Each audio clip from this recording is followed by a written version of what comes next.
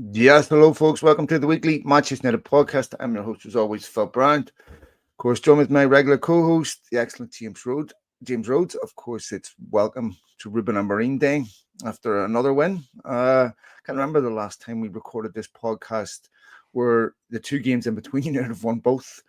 So that was a refreshing change and two clean sheets in both of them.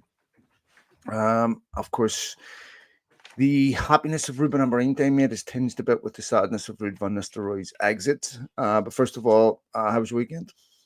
Yeah, good. Our winter arrived fast and quickly, and we got a bunch of snow last week. So mostly sat inside, just hanging out. But there was good football and all of that. So that was a positive of it.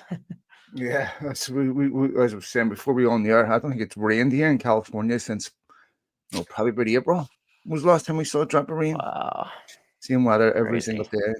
day. But yeah, it's as you can see, I live in a submarine based on my suntan. People might wonder, how is the sun shining there? You still look translucent, but it's one of the benefits of being Irish. Anyway, as we said, lots of things to talk about today. Ruben Yes. Amorim appointment, to which he is now officially Manchester United's head coach. We'll talk about that. We'll talk about, of course, the Leicester game at the weekend, Ruud van Nistelrooy's exit. I want to talk to you about Alejandro Garnacho's lack of celebration yesterday and a few other things. So, first of all, mate, let's talk about the Leicester game. We'll start there. We'll get to the other talking points after that. Some people were wondering, is this going to be a similar issue than what we had with Crystal Palace, where we played the weaker League Cup team, beat them comfortably, played a better team, but then of course we did not win that game. It took a whole different look. Um, I read a statistic yesterday, I think, that said Van Nistelrooy has won as many games in his interim term as what Ten Hag has all season, which I'm not sure what to read into that. But nonetheless, it's been a while since I've watched the United game where it felt like a routine victory. Yeah, yeah, it did. And yeah, all said and done, right? It's 3 wins and 1 draw, and I think United were well within the possibility of winning that Chelsea game as well, who they just drew against Arsenal at Mm. this weekend too. So, United that leaves us after Leicester just a few points off top four, right? So a good result, and yeah, not the fall off. It's like immediately we don't see the that fall off where we win a game and you think the next game's going to be real shit afterwards, and it Mm. always was. But some consistency in all four performances following Leicester. And I think it really comes down to one simple thing. I mean, I know there's always a lot of debate. The players just were they downing tools, things like that. But I didn't really see that. I still saw some performances that were pretty shaky from a number of players. I mean, I thought the two worst players on the pitch were Rasmus Højlund and Marcus Rashford in that game yesterday, unfortunately. And that's two of the forwards, and yet United scored 3 goals and went ahead. And so the struggles of the forwards has continued a little bit, but I think there's two real differences that have shown up under Van Nistelrooy. And it's number one, Manuel Ugarte. He had the most tackles of any Premier League player in recorded time there yesterday. The most in a single game of any player, 8 tackles. Him and Casemiro together have started every game under Van Nistelrooy. And even the performances up, down, some have been better than others. I thought yesterday was by far their best together. They're forming a really strong relationship as that too. And I think it's as simple as when you add in that much physicality, that much defensive effort and intensity and ground coverage, you give yourself a better chance to win every single game. It's the engine room of the team. And as much as it's been, Christian Eriksen has been good as a creator, at this stage in his career when he's playing deep, he's a traffic cone, and it's been a real problem for United. So they really they haven't been allowing chances to the opposition, and so they're not letting teams back in it when usually they would, because they're not getting overrun. They're not going forward and leaving themselves open. I thought that was really good. And the second thing was Amad Diallo. He's really, really come on and shown why he should be playing all of this time, and it makes it even more baffling why he wasn't because he's quite clearly putting in the best performances of any of our forwards this season so far, not just in output, but in effort and intensity and all of that from the smallest guy on the pitch. And really impressed with him. Really, really impressed with him.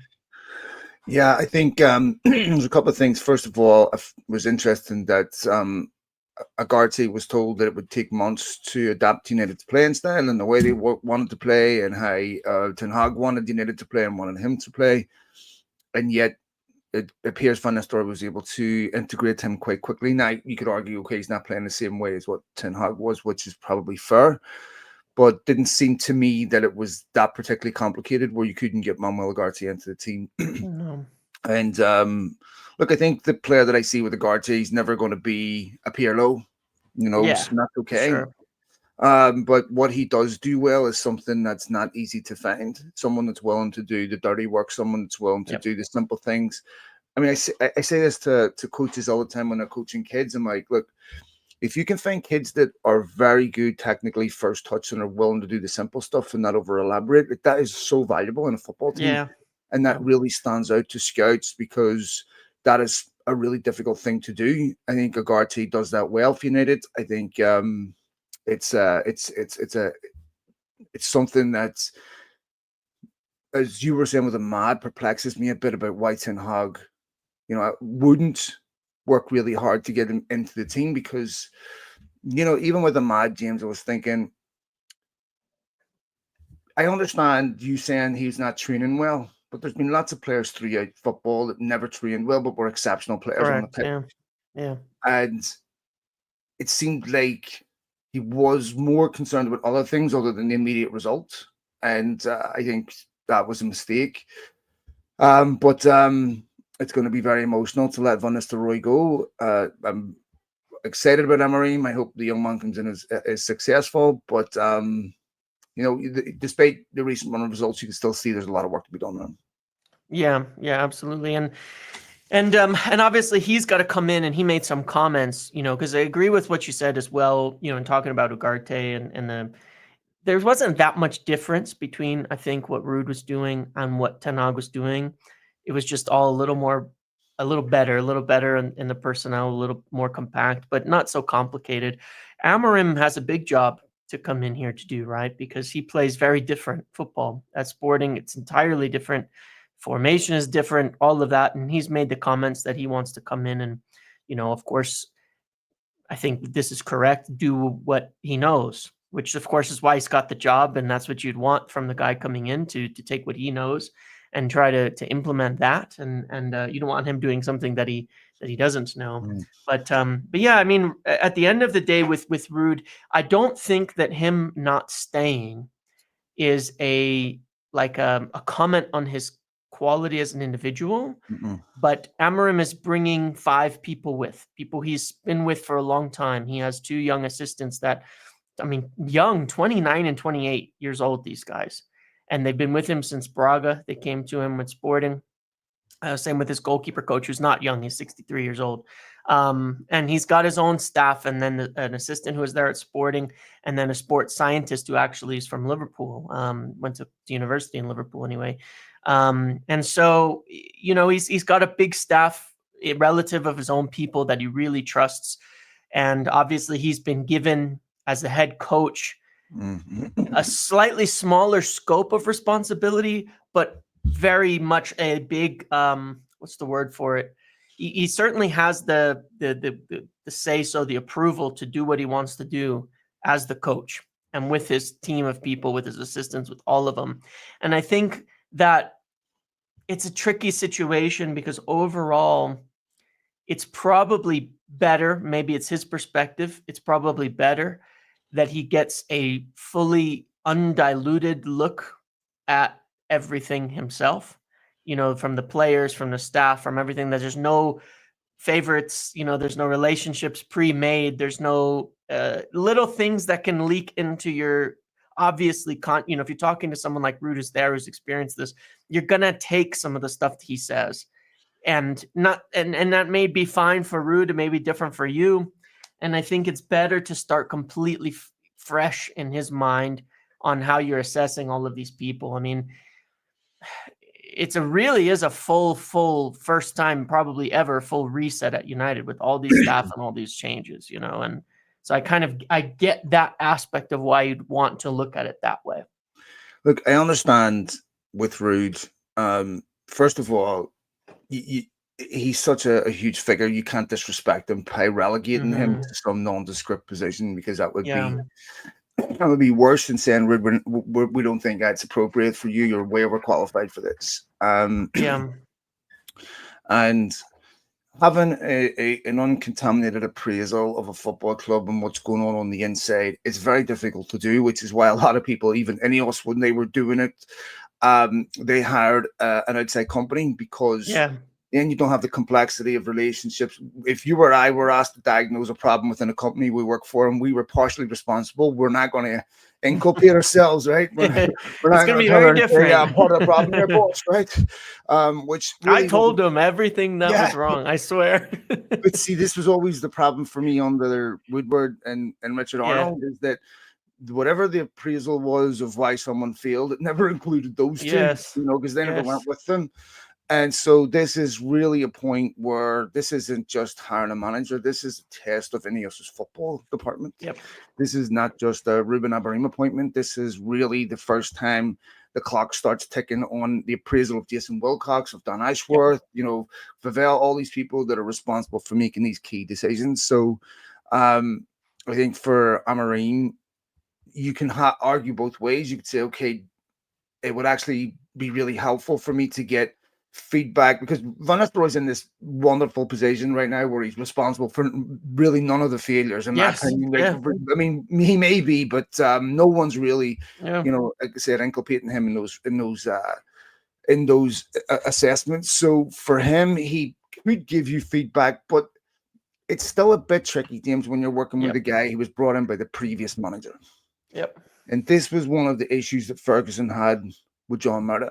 When John Murrah didn't go with David Moyes, is that you should have went with him, and never really worked out between the two of them. With Ruud, it feels like unfinished business. It feels like there'll be an opportunity at some point in the future. If, Amorim stays 5 years, even if he's wonderfully successful, 5 years, 6 years is a long time. Then he moves on. You feel like that would be an opportunity for Van Nistelrooy to come back. But this was the most likeliest outcome. Once Amorim got the job, they bring their own people. Everybody knows that. And look, I'd said when we were talking about the possibility of Ten Hag being sacked, this was one of the complex issues. What do you do with Van Nistelrooy and the coaching team that was just brought in? Nobody wanted to see Ruud leave, but it was the most likeliest outcome. For sure.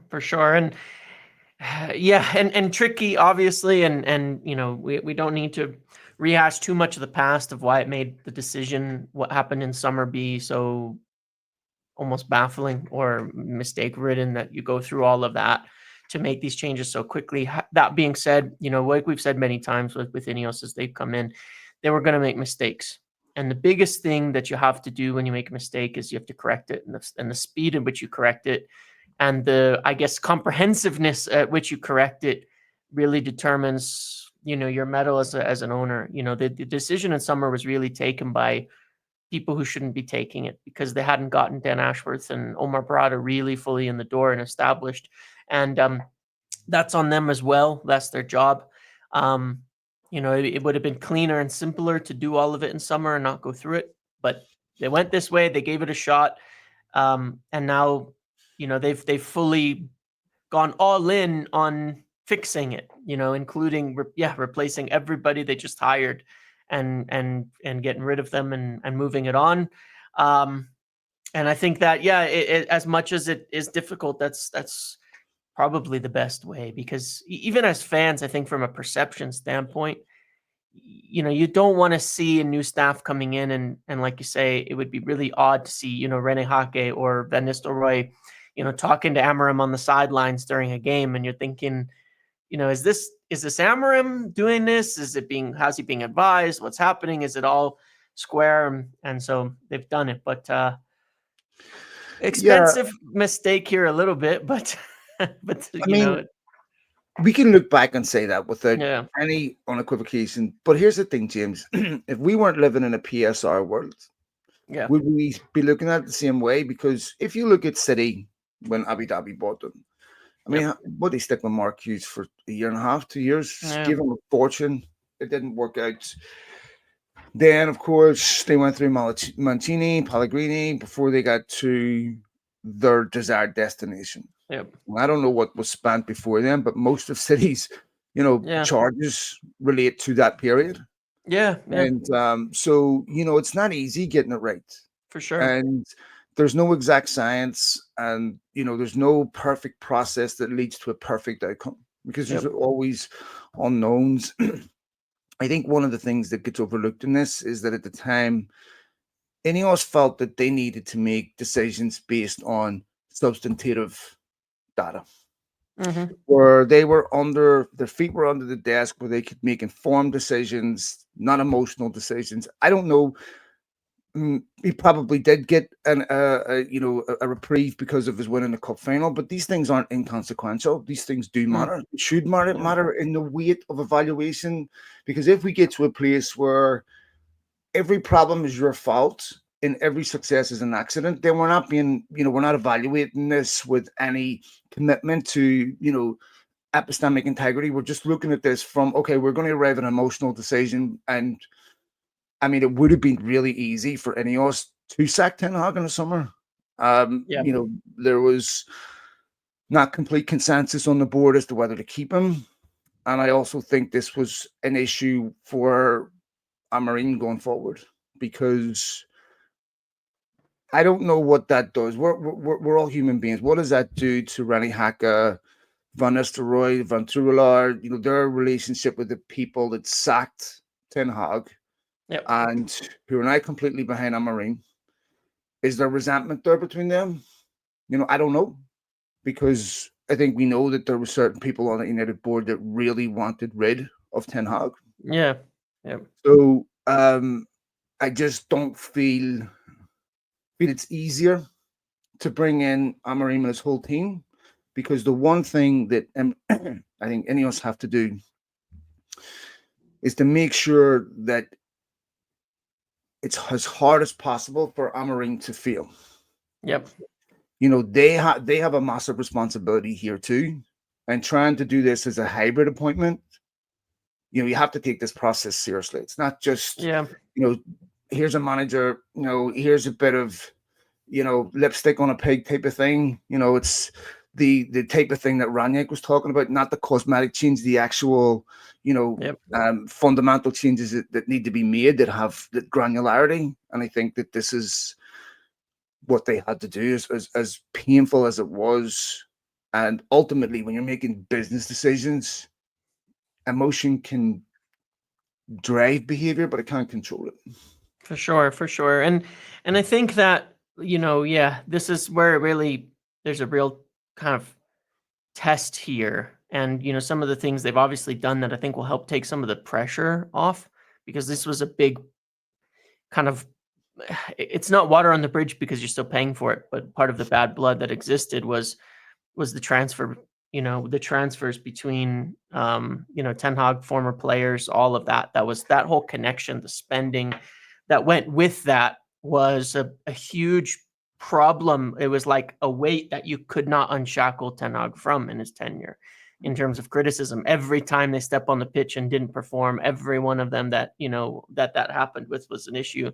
And so I think that one of the things that they did, that they've done importantly by naming Ruben Amorim as a head coach and not a manager, is removed this potential, blame factor from him on the recruitment aspect moving forward, where they can say, no, we're running the club, we're signing the players, we're approaching people, we're doing this business.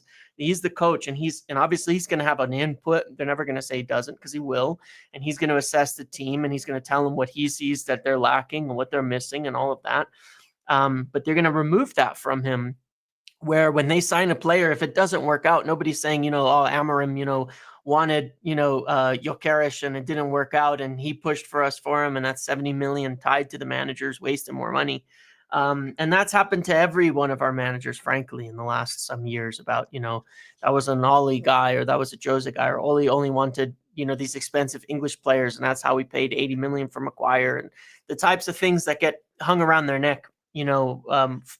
Some true, some not so true, right? But I think that is an important part of the changes that they're making too, to give him the best chance. And I would say that at this point in time, from me, I think with Amorim, it's maybe it's the first time with all of these appointments, all of these changes, and with that being said, that we can look at it and say, okay, if it fails, I think we'll be able to tell why.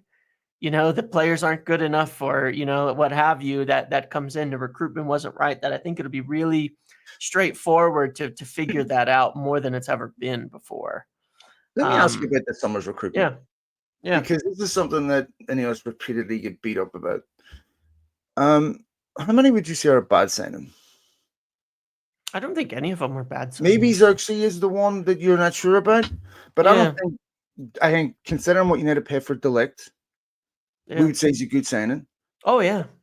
Euro, we don't know yet, but we're obviously, he has enormous potential. Mazraoui's been one of the best buys of the summer, in my opinion. Easily. Ugarte is really starting to show that he's a really top midfielder.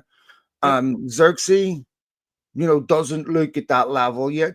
But if you're getting 4 out of 5, right, I'm not quite sure why they're getting this criticism, because I mean, maybe it would have looked very differently had Ten Hag not been there. But personally, if I was Ineos, I'd be making more of the fact that most of these signings so far have been successful. Ten Hag's ratio of success, where he got it wrong, he got it badly wrong.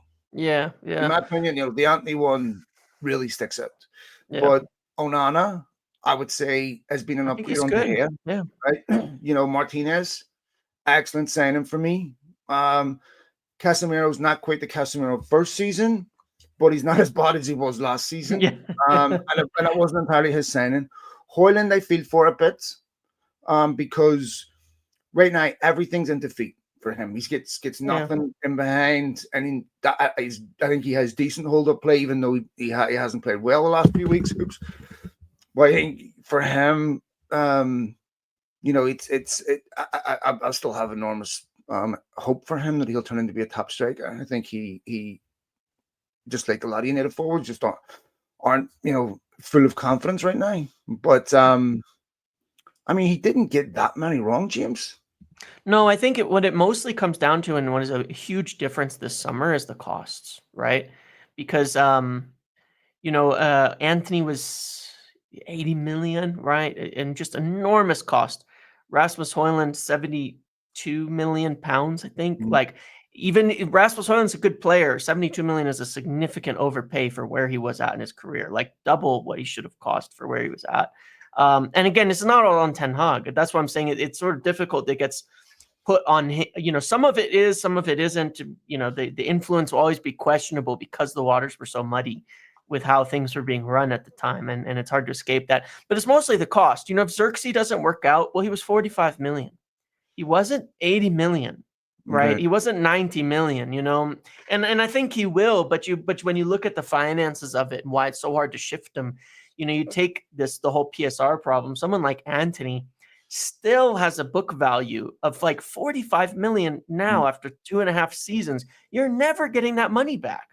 You're never getting that money back. It's gone, and it's over. If you buy a young player, especially for 45 million in 2 seasons, it doesn't work out, you only owe 20, 25 million on him. It's much easier to get out of that hole and to resolve that, because someone will pay for the potential still, of that player. Well, but that's the biggest thing, and that's where I think it's on. They've done a really good job. Is they, and it was the same. That's why I suspected, when with Omar Barada in there, would be more like this, because that's what he did at City before Grealish, which arguably has been maybe their worst signing that they've made, and then Haaland, who was worth the money. They really made almost always signings up to that 50 million mark, and they wouldn't go above that, and they would just keep making the 35, 40, 50 million, and they built their whole team that way of those, because it's a lower risk when you miss. and it doesn't cause you so many problems when you miss. And and it seems like that's a little more in line with the philosophy now of buying these 40 to 50 million players and not go into the 80s and 90s and 100s. You'd have to do something unworldly to get to that level, So, especially right now. James, I think also there's a couple of things going on in football Yeah, because of the way just as football has well. Yeah. been coached now for so long. Um, the individual is dying. Hmm. So you'll see teams by system players, team players that can play in certain systems. I mean, I was looking a week ago at the Ballon d'Or nominations, for the last 20, 25 years, short lists. And there's, the depth of quality, and I'm talking about sensational quality, was just Mm, beyond recognition. And then you look at it today, mm. and you're going, more than half of these players, right, are nowhere near the profile of the players that were being nominated before. There's no Yep. Iniestas finishing fifth. There's no Yep. Xavis. The quality is unbelievable, right? So you're seeing less and less and less of the individual and more of the system team players. That these are still exceptional players, but you know, Rodri's a perfect example of this. Brilliant footballer, but doesn't stand out individually in the way that players would have in the past. So this threshold of paying, 200 million, 150 million for players just is dropping and dropping and dropping. I think football is maxed out in terms of its, transfer fee, limits. I don't think we'll ever see Yeah. a Neymar thing again. Yeah. But Agreed. I think that teams are shrewder.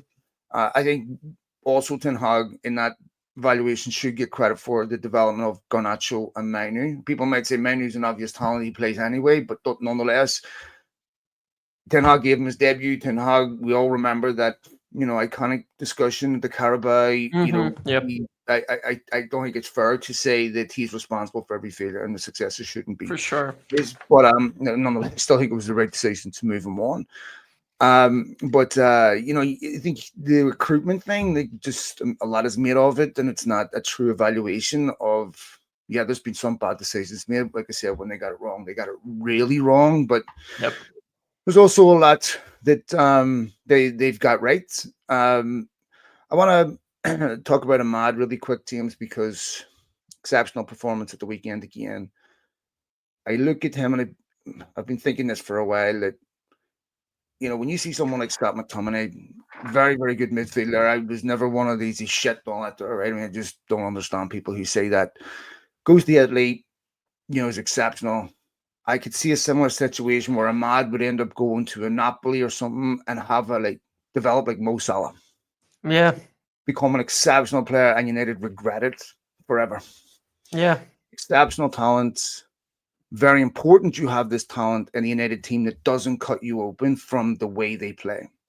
That means they need players that can stand the defender up, beat a defender, create something out of nothing. And Marcus Rashford on form gives you that too. But Ahmad, exceptional talent and very, very encouraging to see his development. For sure. And I mean, United have not had that on that right side for such a long time as well. In particular, we've had players who've done it on the left, Rashford, Martial, over the last few years, who, Garnacho now, who've been able to do it. We've been searching for a right winger who can do that for such a long time, and we've made a lot of expensive mistakes in search of it between Jadon Sancho and Anthony, players that we thought would solve these problems and didn't. And there's Ahmad, and you got to, fair play. Back in 2020 during COVID, John Murtaugh was partly responsible for this, along with Solskjaer and others, to say, all right, we didn't get Sancho at that time. That was the big protracted 120 million or nothing summer, and they ended up picking up Ahmad and Pellistri. And Pellistri, he was affordable, didn't work out. He's moved on. That's fine. No big loss there for anybody. Yeah. But Ahmad it's been great, and that's what you get when you buy a couple young prospects. You hope one of them turns out to be great, and so far it's looking like it was really smart, and it's kicking on at the right time for Ahmad.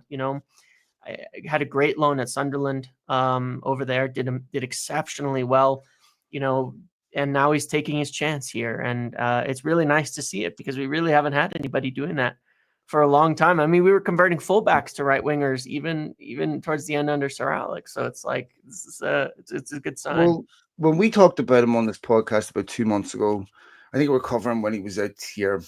And one of the things that I'd said to you is there's always a point in every game where Ahmad goes down where I feel like he's injured badly, right? Yes. And I'm Yeah. like looking at him, last 10 minutes, he's down. I'm like, and of course, he gets targeted because he's a very Yeah. skillful player. So people go in Yeah. heavy on him. That's the only concern I have with him is I hope that he stays fit Yeah. because that kid is an exceptional talent, and I think that if he can stay fit, get a run of games, I think he has. Honestly, I very difficult for me to. I don't want to get too carried away, but I really like him as a footballer. Yeah, me too. It's going to be interesting to see how Amorim plays 2 10s in behind the 9 and how that's all going to work. Yep. They've looked at obviously playing Ahmad before in the 10 position. He should have been 10 instead of Mazarui, in my opinion, but that's Yeah. that's Well, gone.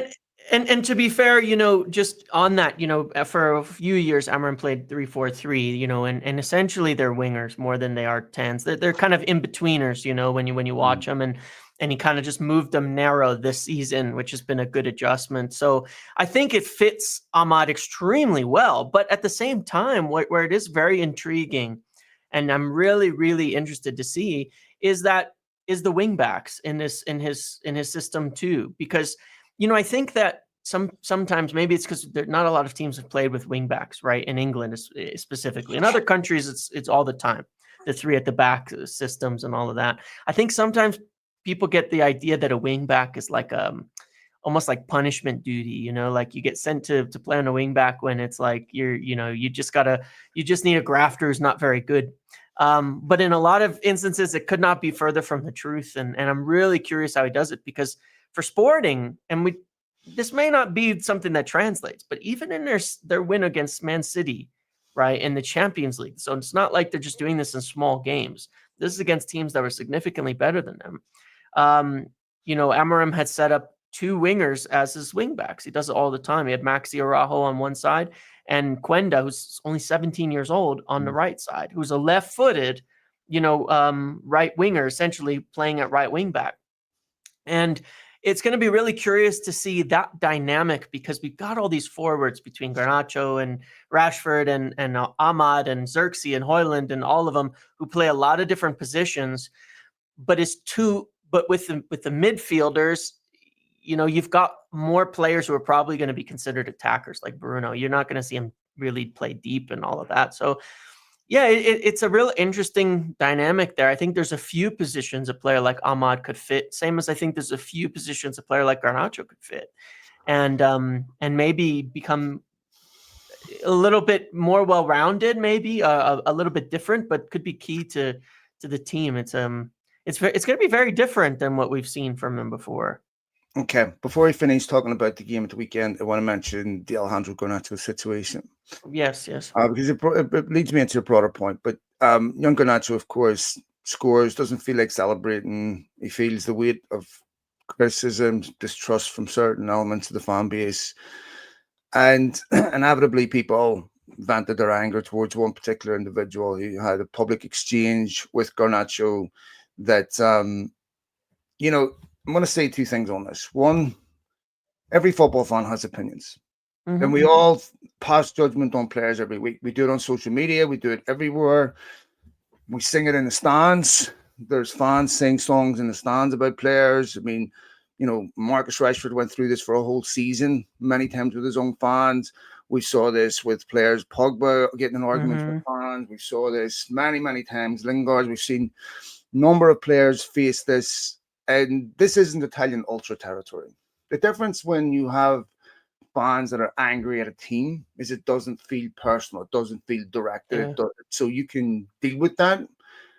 But when it's directed, it's different. And James, there's a couple of problems here. One,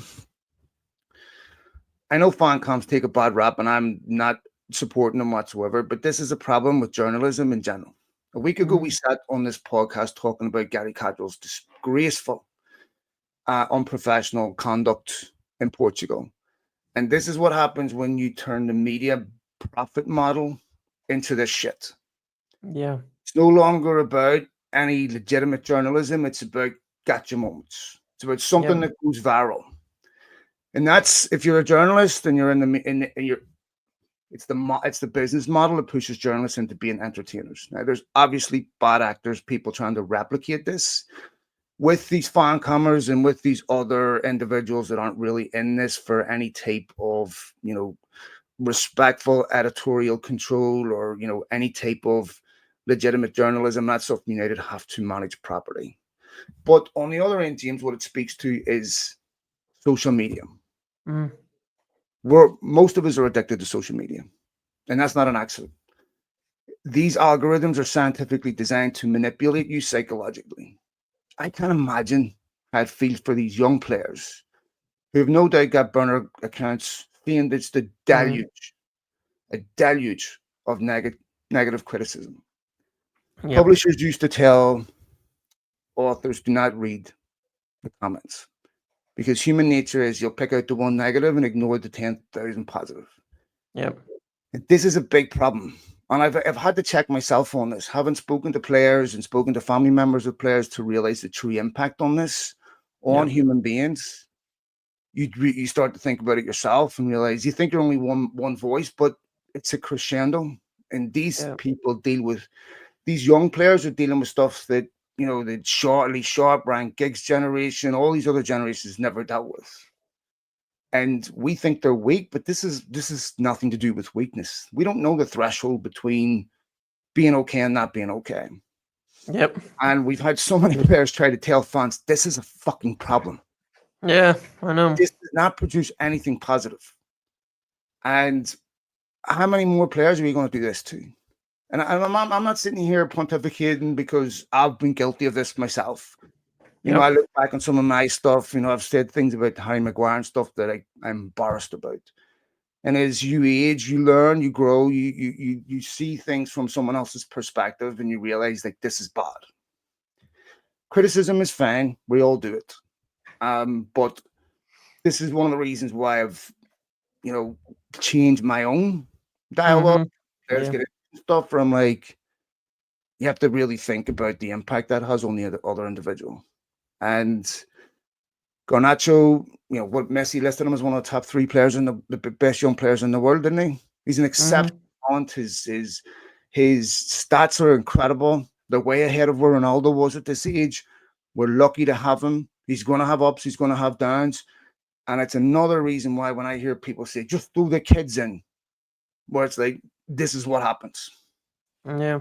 You're one or two games away from being called shit, being called a fraud, being called whatever. Yep. Amorim is too, right? Yep. Trust me, right? Amorim is just one or two decisions. I don't like this player. Fuck you. You're a piece of shit. You're an idiot. You can't coach. All this stuff will come Mm-hmm. Yep. 100%. So this is where social media has a really negative impact, not just on footballers, but on the life of people in general. I mean, I don't know how we put this cat in the bag to where we can moderate it somehow to where it doesn't have such a negative psychological impact on human beings, on society, and what have you. But I don't know, mate. This is a variable that I think like in 20 years we're going to look back in this and think this is like giving kids cigarettes without any type of medical advice.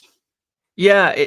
I don't know the answer either, and it's every day going on, and even when there's some that are overly supportive of certain others, a lot of times it's used to push down on the on other people and all of that, and Yeah. there's so much of it that's going on at this point in time. And yeah, I really don't know the answer because I don't know how you can control all these independent parties doing this and everything. One of the things that I hope for, that I wish, and where Amorim is maybe the right guy on this to help. I'm not saying he'll solve it. Nobody can solve this problem because it's a lot bigger than just, a football club, far, far bigger, but where it can Mm. help, is I think there are things that the club themselves can do to do it. I mean, one of the things that I think is bizarre to me is that the players being allowed to have their phones in the dressing room.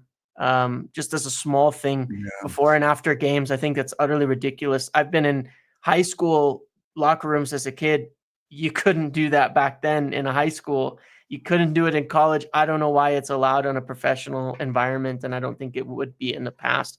You don't need them sitting and looking up what are people saying about me 5 minutes after the game. I don't understand what that will do for someone mentally, psychologically, to their own assessment of things, rather than being objective, of conversing with their teammates and their coaches, reading it good and bad, buying into the hype or getting beaten down by the negativity. It cannot be healthy for things, looking at it ahead of a game. Oh, this fucking idiot was selected to start again, or this guy's on the I know. bench.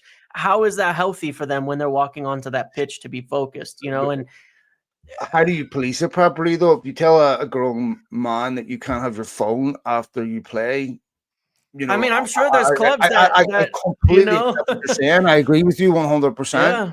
I I mean, I I don't there's got know. to be clubs that don't allow it. You know what I mean? There has to be, clubs that it isn't allowed. But either way, stuff like that. One of the benefits with Ruben Amorim is 39 years old. His coaches are 29 and 28. That means they're the same age as a lot of these players. So ideally, I would hope they understand it a little bit, and maybe work on how to help, how to Yeah, support, and how to build them up. But that's not going to solve it on its own. It's just, I don't know the answer, but there's a responsibility that has to be taken by people with a voice in it, and they're see, not going to, because it's not. Like you said, the problem is it becomes about the money. I mean, every single uh, day, I'm reading and seeing just the veiled, even when it's hidden, the veiled attacks on certain individuals that just continue and have for years now, and it never ends. And it's like, I don't understand the somewhat legitimizing of these voices as yeah, well that by part I don't people understand. involved. I agree. And that's something that they could do with. But on the other hand, there it's tricky, because there's a point where, when I say you make a rule, right, about it, say don't have your phones, do what you can within the club. Obviously, how can you force them to? You can't. But at that point, it becomes their responsibility even more. You've done what you can Yeah, to protect, to support, to help, but it becomes their yeah. responsibility. um it's tricky. I mean, I, I, I don't know, people deal with it in different ways.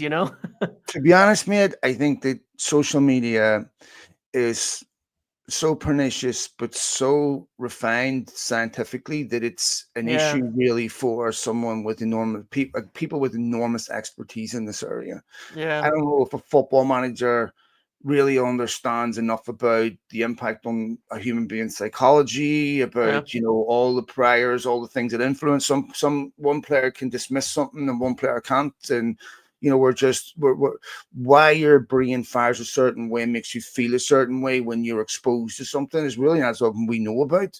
And yeah, why does it have a completely different effect on someone else? yep, I think yep, these are issues are so deep and so complex, even if we're talking about these to our teenagers, that it's we can't underestimate. I think there's a responsibility of government to me, in my opinion, about what gets amplified in social media. I'm not talking about censorship or stuff like that, but I think that you know there's a difficult space here because there's no doubt it has a toxic effect. But from United's perspective, I mean, we've just seen an election happen here where a lot of people on the left have complained one of the issues that Kamala Harris didn't do well was independent media, because that mm, is now yep, trumped legacy media. The Joe Rogan podcast, these podcasts with massive yeah, platforms, yep. whatever you think of them, you can't ignore them They have an because they're insane having a reach. huge Yeah, impact yeah, on people that watch your product, that consume your product, and their attitude towards your yeah, product. So how do you can't say to journalists, if you can only write positive things or you're not getting in. But there yeah, has to be a code of conduct that says, look, I'm yeah, willing to give you access, but you can't come in here. If a player doesn't high five you, then start, criticizing his body language. We saw this last week with Marcus Rashford. Marcus Rashford, I like Adam, good lad and all that there. And from what I know about him, he's a really decent human being. yeah, But the platform that he used to work for had a sustained abuse, a sustained target of abuse of Marcus Rashford for years. He doesn't want to talk yeah, to these people, yeah, right? and that's his right, and he don't have And to be I've been nice. there. I've watched Marcus talk to other people that he doesn't feel that way about. So I know that Yeah, no, he no, I knows, know. he's aware of Yes, who and the history. These players are all aware of it, of unfortunately. course. And so Yeah. for me, like you have no right. You go into a mix zone. I've been mixed zone many, many times. You've no one has an obligation to stand and talk to Yeah. you. I know people have traveled thousands of miles to games and don't get a minute. That's just the way. That's the name of the game. You have no right, and I think that's where like United should be, in my opinion. I don't see this. You see it at Arsenal maybe a bit with Arsenal TV, but I don't see Yeah. that kind of. Maybe it's just because of the information ecosystem I'm in. But when I look at what Gary Cottrell did and stuff like that, United need the discipline. They Yeah. kicked Samuel Luckhurst out of they banned him last season from press conference. You can have your own opinion on whether that was right or wrong. You can have your own opinion on Samuel. What you think of him, that's up to you. But they have to apply that consistently. Yeah. It And can't just be like yeah, there has to be a because of code of one conduct. thing. There should be a whole like this is the stuff that's not acceptable. This is the stuff we can't allow. This is the stuff that won't allow you to have a relationship. And yeah, and some consistency in there would be helpful, I think. Yeah. So Alejandro, like just to bring a finish, Garnacho is an exceptional young player, and but we all have to be conscious of our responsibility in this because the quality of discourse on social media to me is at an all-time low. Yeah. And there's a lot of good people on there that I want to talk to and see what they have to say, but most of the stuff I put I have to mute because it's just, even if it's not me they're talking to, there's just a deluge of abuse with each other and fuck you, like, Yeah. what do you mean he played well against, and there's no ability to be reasonable Mm. anymore. Like, okay, we have a football opinion, sometimes we're wrong, sometimes we're right, we could disagree without hating each other, but this is what I mean about its influence on our whole discourse, and I feel for him a bit. So Amorim has a 2 week period, more or less, international break before Yep. United resume some difficult fixtures next month, I might add. There's been a lot of discussion about how he will play. Will he play the three centre backs? Will he play? I was listening to him, James, talking about this, and one of the things that's going to be interesting for him is he's a manager that's coming in that doesn't have immediate access to a transfer window. Yep. So is he going to have to get the best out of what he has? And Yep. can the players that he has play the system that he wants? Yep. And if they can, how long does it take him to perfect it? Yep. And, given where United are at, you felt like after the Brentford game, Ten Hag reverted to some type of pragmatism. Yep. Is Amorim going to be able to play the system that he wants with the players that United have? Yeah, it's a good question. It is a good question. One of the things I think where maybe we're going to be okay in certain respects, right, is that a couple of aspects to me that work with his back three, and I think Ruud's done a really good job here, whether it was conscious or unconscious or whether he'd ever admit it, but that partnership that he helped form in the last few games between Ugarte and Casemiro, I think is Very much massive, so. absolutely massive, because it fits Amorim's way of playing identically, those Where's two in the Manny back, middle. man? Is he back after the He window? should be back after the break. Yeah, yeah. And he would slide right in there as well with either one of them, and I think do a really nice job. The other thing that is kind of nice, and Delict was just talking about this in some comments today, he played in a back three at both Juventus and at Bayern. Previously, Lisandro Martinez plays in a back three for Argentina. Because that's the biggest difference, right? Is the center backs, the gaps, the distances. Johnny Evans and Harry Maguire have played in a back three most of their careers.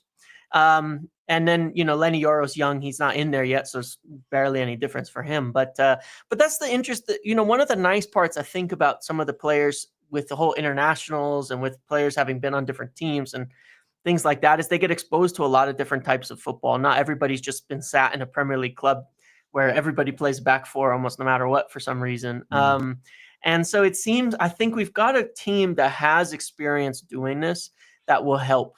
The biggest questions, obviously, when it comes to it, are things like the wing backs and how you fit those types of players in, because they're a little bit different, than what we've been doing traditionally. So it's a really good question. It's a really good question. I think that, like, he doesn't get a transfer window, but at the same time, in some ways, it's a bit of a free hit this season for him, because you cannot blame him for anything. You know what I mean? Like if he comes in and loses 3 games, no one can sit there and say Yeah, you know that's how your I feel fault. like them. I understand. But in the real world, right? No, you Yeah, I know can't. what You you're saying. I just know. can't, right? And they won't, right? The guys who just signed him, the guys who are sitting there smiling and shaking his hand and all happy about it, Omar, all of them, they've got their fingers all over this. They're the ones that made it happen, right? They're responsible for it. They distance themselves from Ten Hag. You know, when they gave that interview backing him, they distanced themselves and said we weren't responsible for the decision. They don't have anywhere to hide on something like this. And I think that that's good because given he's a head coach, he's this, he's that, I think he's going to get the time. And I think what they were going to want from him is to do what he knows best and to go for it, you know, and obviously it's going to take time. And obviously, you know, there's going to be adjustment and obviously there's going to be fitting it into the squad and all of that. But I do think he's got the, you know, he's got his staff, he's got his people, he's got all of them. He's really been given the mandate to do what he knows best and see how it goes, you know, and kind of go for it. And you know, and we'll see what he's made of. I think there's a lot of positives to this. One of the things I find rather interesting, just as a concept, right, is that maybe one of the downsides we've seen over the last few years where United stagnate is there's not been that much difference between, say, how Ole Gunnar Solskjaer played to how Ten Hag played.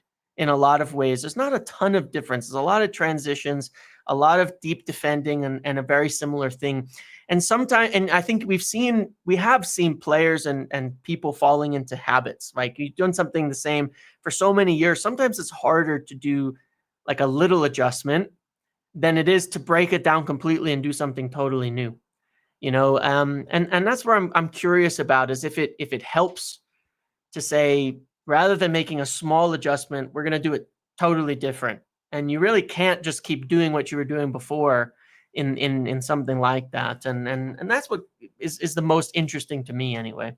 To me, James, there's something fundamentally wrong at a football club when Solskjaer comes in, and I think it was the first game. He said, "I want United to be the fittest team in the league." Yeah. Yep. And then you have Ten Hag after Brentford won that famous 11-mile run. Yeah. And then you have Ten Hag saying they want to be the quickest transition team in the league. And then you have Amorim, a source saying United need to prioritize athleticism. Yeah. Physicality and So what you athleticism. basically Yeah. heard are the same Intensity. thing. Okay, Yeah. fittest team in the league, athleticism, quick transitions. Do you have the athletic ability to play with high intensity at this level? Right. If you play in Yeah. a high press, you have to constantly refresh the squad. Okay, you've seen this with Klopp. We see this Yep. with City. We now haven't refreshed the squad enough because it's hard to replace that level of quality. Yep. But United never did. They kept doing patchwork, patchwork, patchwork. I felt like this summer when we're talking about recruitment, and we talked about this last week and before, if you look at the players United targeted, 6'3" Xerxes, Yep. 6'4", Delict was at Xerxes 6'4", Delict 6'3", Mazarui 6 foot. Euro So 6'3", yeah, 6'4" as yes, well. Yeah. they were. You could tell that they were targeting young players with physicality, with Yep. intensity that didn't have a long, history of injury, and setback, Yes. injury, setback, injury, setback. I felt like Ten Hag knew that he needed to get athleticism in that team. There's been too many times when United have been way too pedestrian in games, and this Yep. goes back to Van Gaal.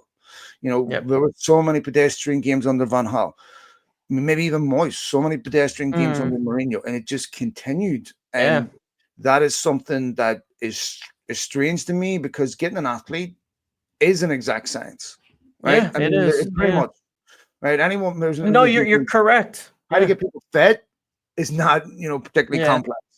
That should be the easiest part, but they've Yeah. never been able to accomplish Well, that. And it's so, and to play the way Amorim wants to, or anyone at this level, you know, if you want a to be style a of play, top you have to team. be Yeah. quick. You Yeah. have to be quick. Yeah. Yep. And So, and it is interesting because I've made this comment before about recruitment.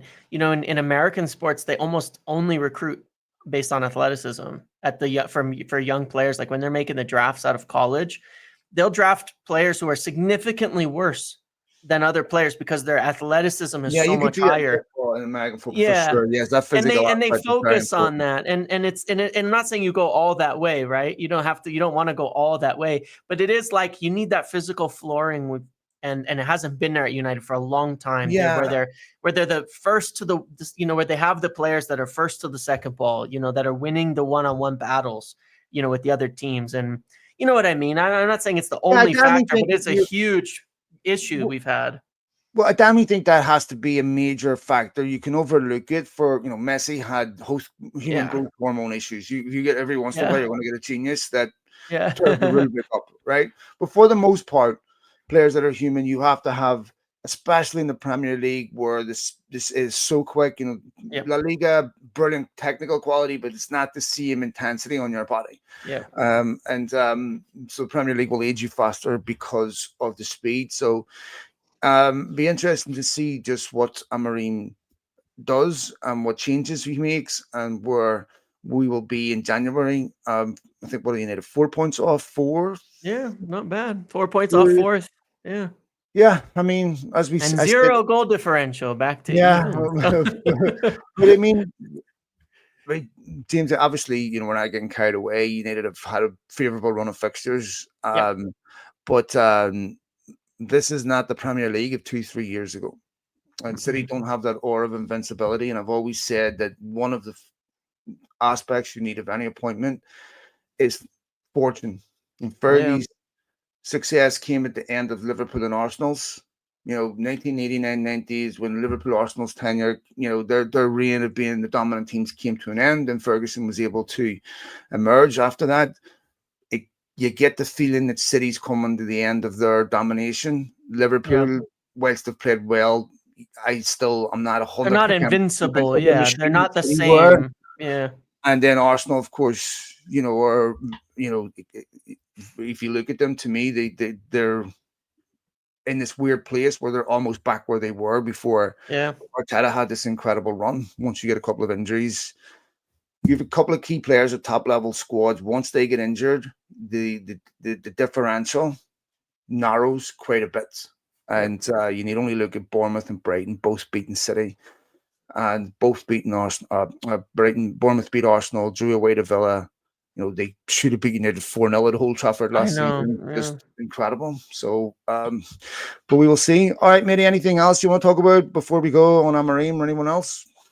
No, no, that's great. And so, fortunately, there's also a good number of people who are going to be staying back. I mean, I know there are holidays and vacations and things like that, but Mm, there's a good contingent of United players that should get at least a few extra days work than you usually get on an international break from heading, from some of them just recovering from injury, like Kobe Mainu, from like Euro, like yeah. Maguire, Mount, guys who are not getting called up because of that. And so it's all come at the right time. So it'll be a very exciting after the break.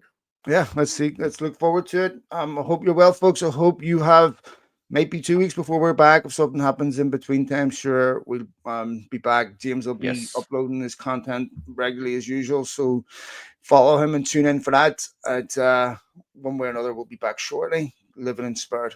Take it easy, mate. Have a great week. Sounds And good. I hope you're all well. Have a great week, folks. See ya. See ya. Bye, mate. Bye.